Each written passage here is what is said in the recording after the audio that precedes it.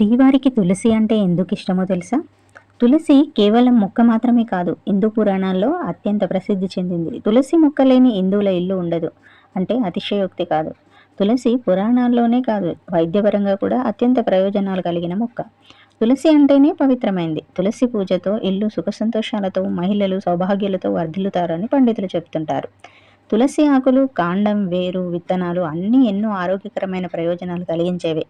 ఎన్నో విశిష్టతలకు కలిగిన తులసి అంటే శ్రీ మహావిష్ణువుకు ఎంతో ఇష్టం. అందుకే విష్ణువుని తులసితో పూజిస్తారు, తులసి మాలలు వేస్తారు. తిరుమలలోని వెంకటేశ్వరుడిగా కొలువైన శ్రీ మహావిష్ణువుకి తులసి మాలలతో అలంకరణ చేస్తారు. తులసి ఆకులతో పూజలు చేస్తారు. తులసి అంటే శ్రీనివాసుడికి ఎంతో ఇష్టం. మరి ఎందుకు అంత ఇష్టం తులసి అంటే? తులసి ఒక ఆధ్యాత్మిక వృక్షం. వైష్ణవ భక్తులు తులసి మాలలు ధరిస్తారు. తులసిని పూజిస్తే సఫలీకృతం కాదని శాస్త్రాలు చెప్తున్నాయి.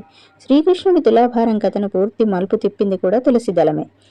మణులు, మాణిక్యాలు, బంగారం, వెండి ఎన్ని సంపదలు సంపర్పించినా ఆయన తులాభారంలో ఒక్క అంగుళం కూడా కదలలేదు. కానీ ఒక్క తులసి ఆకు వేయగానే శ్రీ మహావిష్ణువు ఆ తులసి దళానికి సరి సమానంగా సరితూగాడు. అంటే ఎన్ని కానుకలిచ్చినా ఒక తులసి ఆకుకు సమానం అని శ్రీకృష్ణ తులాభారం చెప్తుంది. భక్తితో మనస్ఫూర్తిగా ఒక తులసి దళాన్ని సమర్పిస్తే కరుణించి వరాలు కురిపిస్తాడు ఆయన. తులసి అంటే అంతటి విశేషం. మీలో ముందుగా ఎవరైతే నా ఛానల్ని చూస్తున్నారో ప్లీజ్ సబ్స్క్రైబ్ చేసుకోండి.